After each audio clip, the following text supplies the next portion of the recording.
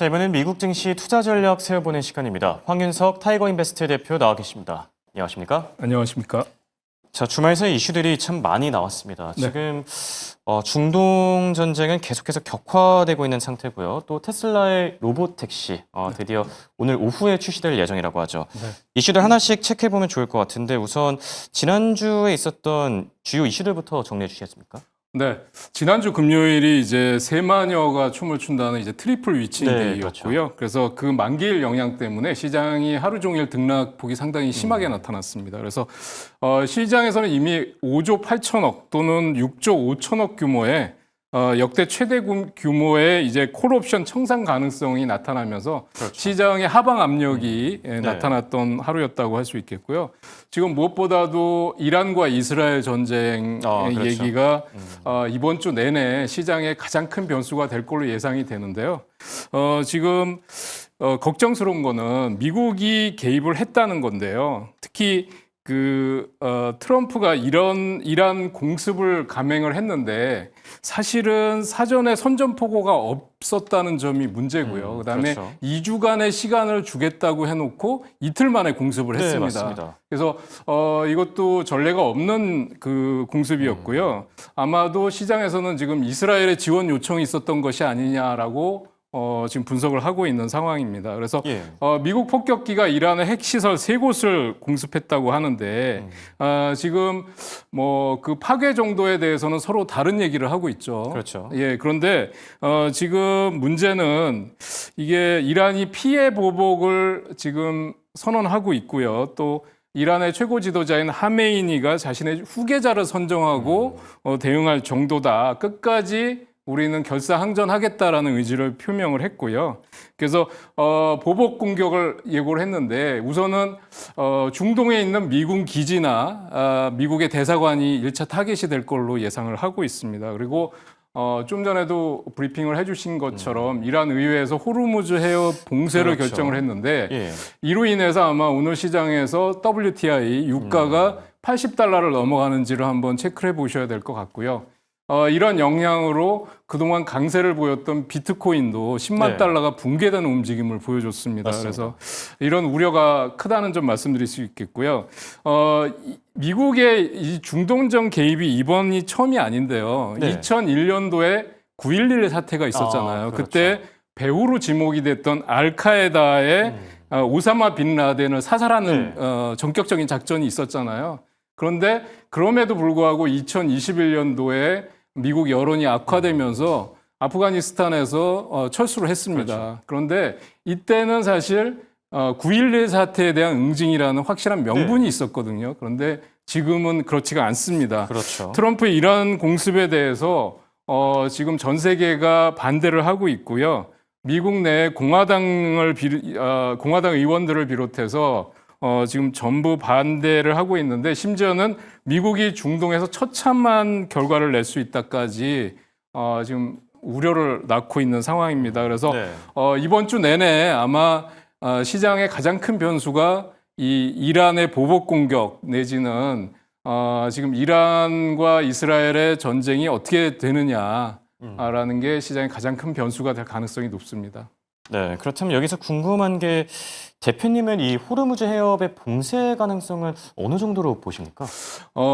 글쎄요. 이게 참 예측하기 어려운 부분인데 이 네. 호르무즈 해협을 봉쇄한다고 하면 심각한 타격이 있을 수 있겠죠. 그렇죠. 그런데 지금은 우선은 서로 교전하면서 핵 시설을 과연 파괴를 했느냐, 네. 어떻게 보복 공격이 이루어지느냐에 따라서 이 호르무즈 해협 봉쇄가 당겨질 수 있다라는 점을 우려를 해야 될 것 같습니다. 그렇게 되면 우선 투자자 여러분들께서는 WTI 유가의 그 흐름을 지켜보셔야 될 것 같고요. 그렇죠. 만약에 지금 제가 스튜디오 들어오기 전에 확인해 보니까 74달러 정도가 되더라고요. 이게 80달러를 넘어가서 이번 주 내에 물론 그럴 일은 없겠습니다만 100달러까지 막 일사천리로 만약에 호르무즈 해협이 정말 봉쇄되면 그 정도까지는 갈 수 금방 갈 수 있다고 있죠. 생각합니다. 예, 그래서 맞습니다. 이걸 보면서 이번 주는 사실은 좀 리스크 관리를 하는 게 중요하겠다 이렇게 말씀드릴 수 있을 것 같습니다. 네, 감사합니다. 자, 그리고 이번 주에는 파월 의장의 이 증언도 예정돼 있습니다. 하원과 상원에서 차례대로 이 발언을 가질 예정인데 관련 내용들도 같이 짚어주시죠. 네, 24일 날 이제 하원이고 25일 날 상원 청문회에 네. 참석을 하는데 사실은 뭐 FOMC 회의에서 했던 내용이 크게 변화가 없지 않을까 이렇게 시장에서는 예측을 하고 있습니다. 그래서 인플레 둔화와 경기 불확실성을 반영해서 올해 두 차례 금리 인하 가능성 언급할 가능성이 높다고 보여지고요.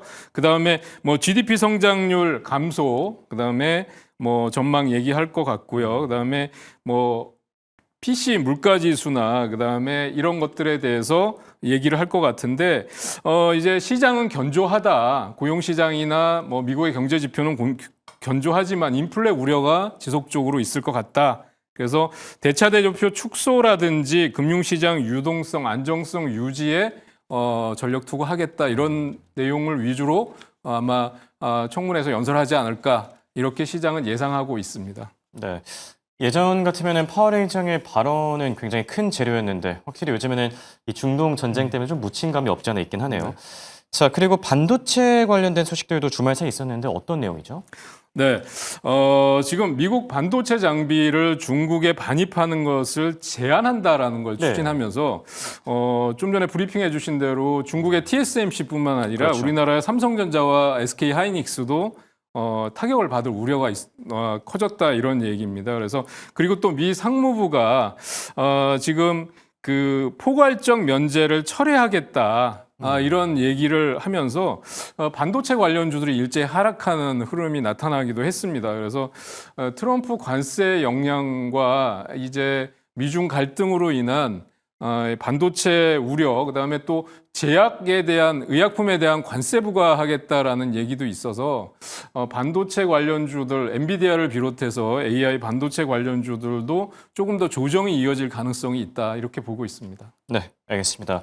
결국 이번 주에 최대 리스크는 이 중동 지역의 지정학적 리스크가 되지 않을까 싶습니다. 국제유가 추이를 계속 살펴보는 게 좋을 것 같고요. 자, 그럼 지금부터 빅테크 기업들의 주가 흐름도 체크해 볼까 하는데요. 테슬라. 드디어 오늘입니다. 네. 그동안 정말 많은 투자자분들이 기다렸을 것 같은데 테슬라 관련 소식들 한번 쭉 정리해 주시죠. 네, 오늘 이제 로보택시 시범 운행 네. 하는데요. 이제 테슬라 직원이 조수석에 탑승객과 같이 이제 동승을 해서 이제 진행이 되는데 이게 사실 그 자율주행 레벨 단계에서는 레벨 4입니다. 네. 레벨 5가 되면 운전석 자체가 아예 없어지는 거거든요. 그렇죠. 예, 그래서 레벨 4 단계인데 문제는 그 텍사스의 민주당 상하원 의원 7명이 자율주행 안전법이 발효되는 게 9월 1일이다. 그래서 이때까지는 이런 자율주행 그 로보택시 운행을 좀 연기해달라라는 걸 공식적으로 요청했습니다. 네. 과연 이것이 주가에 어떤 영향을 미칠지는 좀 봐야 될 것 같고요. 그렇죠. 그 다음에 또 X에 대해서 EU 집행위가 디지털 서비스법에 의해서 규정 위반 여부를 추가 검토하고 있다라는 거고, 뭐 스타쉽 폭발 사고 있었다는 건 다 아실 거고요. 그래서 이런 것 때문에 장 초반 상승을 뭐 하다가 또 밀리는 움직임도 나타났었습니다. 그리고 그런데도 불구하고 테슬라는 또 여러 가지 호재가 없지 않아 있는데요. 이게 7월달 인도 뭄바이와 뉴델리에 첫 쇼룸을 오픈한다라는 거. 그래서 모델 Y부터 판매할 예정이다. 또 중국에서 메가팩 에너지 저장 프로젝트 계약 체결을 하면서 중국에 대한 투자를 지속하겠다라는 발표도 했었습니다. 그래서 이런 것들이 이제 주가에 어떤 영향을 미치는지 한번 봐야 될 것 같은데요. 이제 이 로보택시 운행에 반대를 하는 시위대가 얘기한 것들이 뭐냐면 이 완전 자율주행 차량, FSD 차량에 대해서 그동안 사망자와 충돌로 인한 부상자가 엄청나게 많았다. 이 안전 문제도 제기하고 있습니다. 그래서 이 결과 발표가 사실 좀 기대 반 우려 반이라고 말씀드릴 수 있겠습니다. 주가 흐름을 보신다면 사실은 그동안 많이 올라온 게 사실이긴 합니다만 발표를 앞두고 주가가 사실 좀 쉬어가는 흐름을 보여주고 그렇죠. 있고요. 사실은 기대감이 작용한다 그러면 강력한 반등 시도가 나왔어야 되거든요. 그래서 만약 뭔가 기대에 못 미쳤다 그러면 급락할 가능성도 있다는 점을 주의하셔야 되고요. 제가 그동안 무리한 추격 매수보다는 차익 실현에 중점을 두자라고 좀 신중한 말씀을 스탠스를 드렸는데, 취하라고 말씀해 주셨죠. 그래서 좀 우려되는 부분이고요. 중동 리스크가 또 이 빅테크들한테는 안 좋게 나타날 가능성이 그렇죠. 있다라는 것도 우려되는 부분이라고 말씀드릴 수 있겠습니다. 네, 테슬라에 대한 이슈를 점검해 봤고요. 바로 여기서 엔비디아 얘기도 같이 나눠보죠. 엔비디아 주말 새 이슈가 정말 많이 나왔는데요. 특히 우리 투자자분들에게는 돈나무 언니로 알려진 분이죠. 네. 캐시우드가 오랜만에 매수에 나섰다고요? 네, 캐시우드 쪽에 아크 이노베이션 ETF에서 네. 이제 엔비디아 재매수에 나선 게 이제 좀 이슈가 됐고요. 그 다음에 아까 말씀드린 반도체에 대해서 포괄적인 면제를 철회할 것이다라는 것 때문에 하락 반전하면서 마감이 예. 됐습니다. 그런데 엔비디아는 이제 폭스콘이 AI 서버 생산에 휴머노이드 로봇을 투입할 방안이다라는 거를 논의 중이다라는 거에 대해서 또 앞으로 호재가 있을 걸로 보여지고요. 그다음에 젠슨왕 CEO 자체가 앞으로 향후 10년은 로봇과 자율주행차 시대다라는 걸 하면서 엔비디아는 자율주행차 하드웨어와 또 소프트웨어 솔루션을 모두 제공해서 자율주행차 보급에 중요한 역할을 하게 될 것이다라는 발표를 또 했었고요. 그래서 바클레이즈가 이제 AI 반도체라든지 또 블랙의 수요가 강력할 거다라는 것 때문에 목표 주가를 $200까지 높였다는 거 이제 주목할 만한 뉴스였는데요. 지금 주가는 $143 정도에 마감이 됐습니다. 그래서 $153 신고가 돌파를 눈앞에 두고 있는 상황인데요. 저는 이제 시장이 보통은 호재보다 악재에 민감해지는 흐름이 나타날 수 있기 때문에 역시 좀 추가 조정을 받을 가능성이 높다고 생각이 되고요. 만약에 반도체 관련 중국과의 갈등이 어떻게 진행이 되느냐라는 거와 중동 분쟁이 어떻게 진행이 되느냐에 따라서 하락폭이 커질 수도 있는데요. 그렇죠. 또 대기 매수세도 적지 않다는 점에서 하락폭은 좀 제한될 가능성도 있다. 이렇게 보고 있습니다. 네, 엔비디아와 관련해서는 이 상승과 하락 양쪽으로 좀 방향성이 열려 있다 이렇게 진단을 해주셨고요. 자, 이번엔 서클에 대한 얘기 한번 나눠보죠. 서클 정말 대단합니다. 이렇게 폭등한 기업은 오랜만에 보는 것 같은데 서클에 대한 관심이 상당한 것 같아요. 정말 폭주 기관차라고 할 수 있습니다. 맞습니다. 이게 지금 공모가가 $31인데요. 네. 지금 주가를 보니까 $240예요. 대단하네요. 7배가 오른 그렇죠. 거거든요. 그래서 근데 정말 쉬지 않고 올랐습니다. 그래서 차트를 보면 정말 뭐 입이 딱 벌어진다라고 말씀드릴 수밖에 없고요. 그럼에도 불구하고 이 자리에서 또 거래가 실리면서 올라갔는데 다만 지금 주의해야 될 거는 뭐냐면 중동 긴장이 고조되면서 비트코인 가격이 $100,000가 붕괴됐다는 그렇죠. 거에 영향을 받을 가능성이 있고요. 뭐 상원에서 스테이블 코인에서 지니우스 법안 통과시켰다는 것 때문에 큰 폭으로 상승했다는 건 이미 다 아실 네. 거고요.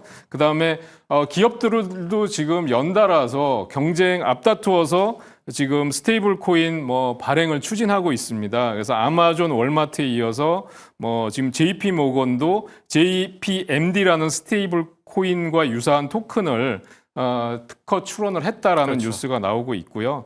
그래서 성장성은 굉장히 앞으로도 돋보일 거지만 지금 악재에 의해서 하락할 경우에 차익 매물이 쏟아질 가능성이 있기 때문에 급락할 요인도 있다라는 점을 주의하셔야 될 것 같고요. 그래서 지금 스테이블 코인 그 법안으로 인해서 급등했던 서클 같은 경우는 지금 조정폭이 크게 나올 수 있다라는 거 좀 주의하셔야 된다고 말씀드릴 수 있겠습니다. 네. 원래 모든 종목들이 다 그렇겠지만 급격한 상승 뒤에는 이 조정이 불가피하다라는 지적들이 항상 나오죠. 서클과 관련해서 투자 전략 세우실 때도 참고해 보시면 좋을 것 같고요. 자, 마지막으로 코인베이스에 대한 얘기도 나눠볼까 하는데요. 지난주 이제 휴장 전날에 16% 급등한 이후에 다시 한번 또 4% 넘게 뛰었습니다. 어떤 이슈들이 있었죠? 네, 코인베이스는 이제 룩셈부르크의 금융감독위원회에서 암호자산시장법 그 라이센스를 확보했는데 이게 왜 중요하냐면은 네.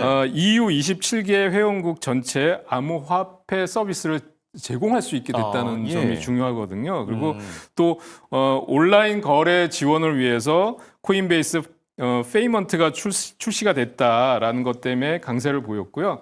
또 특히 이제 뭐 프리젠트 캐피탈이라는 곳에서 목표 주가를 상향 조정했고요. 미국 재무장관이 스테이블 코인이 5년 뒤에 시총 3조 3천억 달러까지 성장할 거다라는 얘기를 했고, 코인베이스 CEO도 스테이블 코인이 암호화폐 이용자를 유입하는 핵심 역할을 할 거다라는 얘기를 하면서 상승 탄력이 굉장히 강하게 나타났습니다. 그래서 주봉 차트를 한번 보시면 지금 고점이 349달러인데요.